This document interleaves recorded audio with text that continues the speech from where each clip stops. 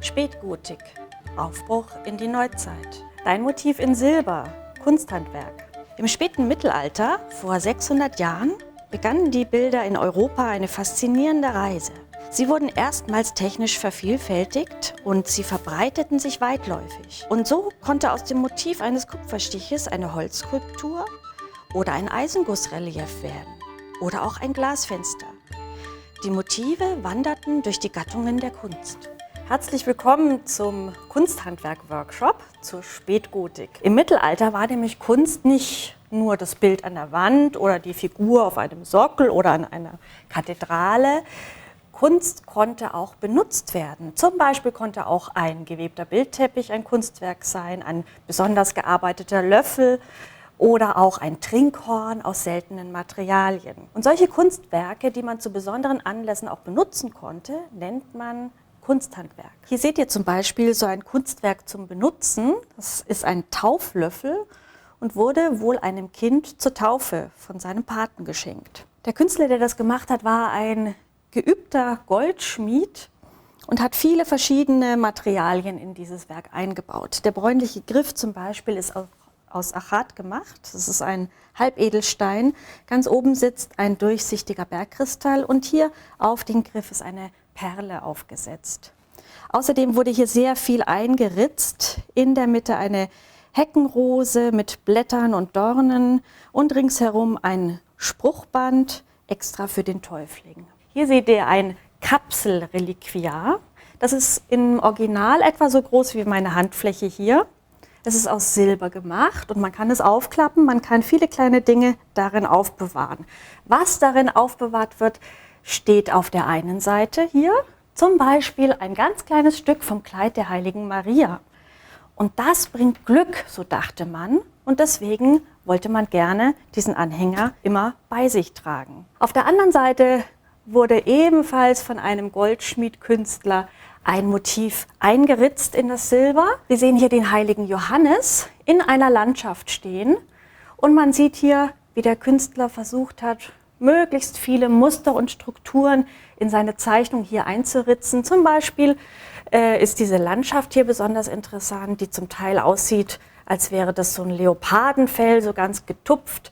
Oder hier beim Kleid des Johannes, wo es dunkel ist, da mussten natürlich ganz besonders viele Linien kreuz und quer eingeritzt werden. Heute möchte ich mit euch ganz besondere kleine Kunstwerke machen, die ihr dann um den Hals tragen könnt. Dazu braucht ihr etwas Geschenkband, eine weiche Unterlage, eine Milchtüte, Stahlnägel oder auch einen Schraubenzieher, einen Gummihammer, schwarze Schuhcreme und Küchenkrepptücher. Welches Motiv möchtest du denn gerne an einem Medaillon um den Hals tragen? Ich habe ja hier schon dieses Vogelmotiv mir ausgesucht. Für deine Entscheidung kannst du auch ein paar Skizzen machen. Das könnte ein Tier sein, eine Blume und es soll auf ein rundes Format drauf passen. Dann nehmen wir jetzt die Packung und schneiden die erstmal auf.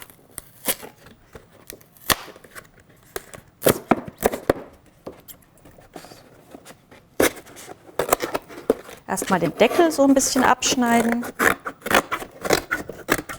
und dann einmal entlang von so einer Längskante.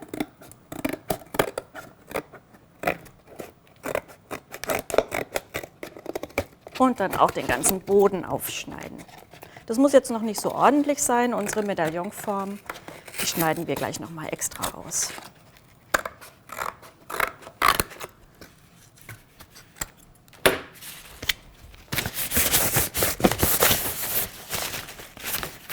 So, jetzt haben wir ein großes Stück.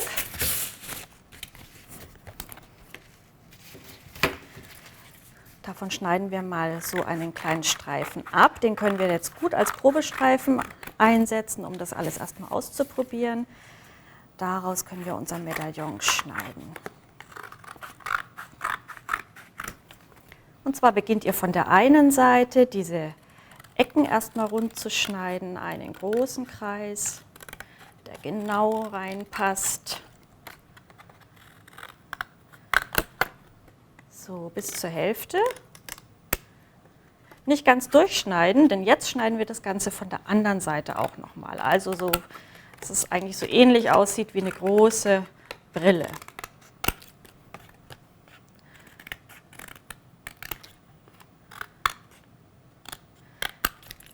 weil dann können wir nämlich das Ganze dann zusammenklappen und euer Medaillon ist dann von beiden Seiten silbern. So, und in dieses beschichtete Material können wir jetzt eine Zeichnung einritzen und brauchen dafür eben diese spitzen Gegenstände. Zum Beispiel dieser Stahlnagel ist schön spitz. Und da probiere ich erstmal am Rand so ein bisschen aus, wie das sich überhaupt anfühlt. Da kann man Muster kreuz und quer machen oder Punkte. Und wenn ich dann so ein bisschen mich auskenne mit der Technik, fange ich an, den Vogel einzuritzen und ihr natürlich dann das Motiv, was ihr euch ausgesucht habt. Das darf auch ruhig ein bisschen krakelig und kratzig sein. Das passt gut zu der Technik. Und wenn das ein bisschen anders ausfällt, lasst euch einfach auch ein bisschen überraschen. Wir sorgen natürlich dann noch dafür, dass eure Linien schön schwarz zu erkennen sind. Aber erstmal muss kräftig geritzt werden.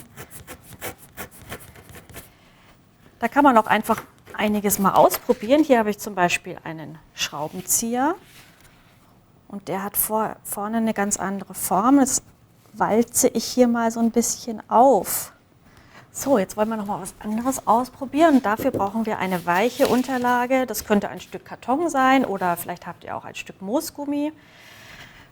Dann jetzt wollen wir mal mit dem Nagel mal hier richtig Löcher einklopfen. Also da müsst ihr wirklich gucken, dass ihr nicht in den Esstisch zu Hause hämmert.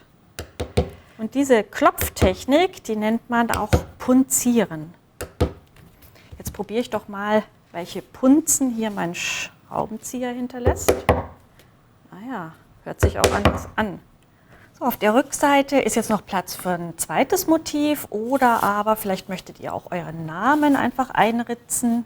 Dann schöne große Buchstaben verwenden, damit es richtig deutlich rauskommt.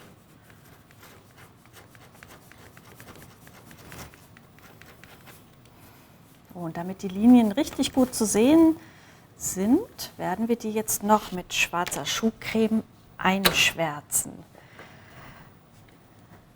Ihr nehmt die Schuhcreme und fahrt hier drüber und jetzt ganz wichtig, mit dem Finger reibt ihr diese Schwärze richtig schön in die Rillen hinein. Da merkt man richtig, wie die Farbe von der Oberfläche in diesen Rillen verschwindet. Man braucht eigentlich gar nicht so viel Schwärze, gut verreiben und achtet darauf, dass wirklich alle eure eingeritzten Linien geschwärzt werden. So, wenn ihr das Gefühl habt, das ist genug, dann nehmt ihr euch ein Stück Papiertuch, ein Küchentuch und reibt das Überschüssige von der Oberfläche ab. Nur oberflächlich die Schwärze wegnehmen. So, und was dann noch übrig ist, das macht ihr mit eurem Handballen. An einer Stelle halten und mit dem anderen die Gegenrichtung mit dem Handball die restliche Farbe abnehmen. Jetzt brauchen wir natürlich noch ein Halsband für unser Medaillon. Dann nehmen wir erstmal Maß, unser Geschenkband hier um den Hals und abschneiden. Dann nehmen wir ein Stück Tesafilm. Ich nehme mal gleich 2 Stücke so auf die Finger. So, wir klappen das Medaillon zu. Achtet ein bisschen drauf, wo oben und unten ist. So, jetzt legt ihr euer Band hier hinein über Kreuz und klebt es fest mit dem Tesafilm.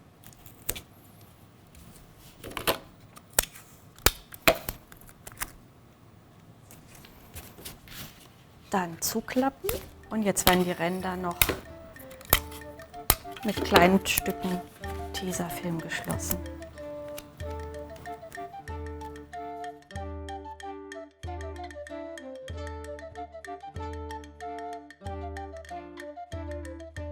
Ich wünsche euch jetzt ganz viel Spaß beim Anfertigen und Ausprobieren und beim Tragen eurer Medaillons. Schaut gerne wieder rein in die Videos rund um die Spätgotik.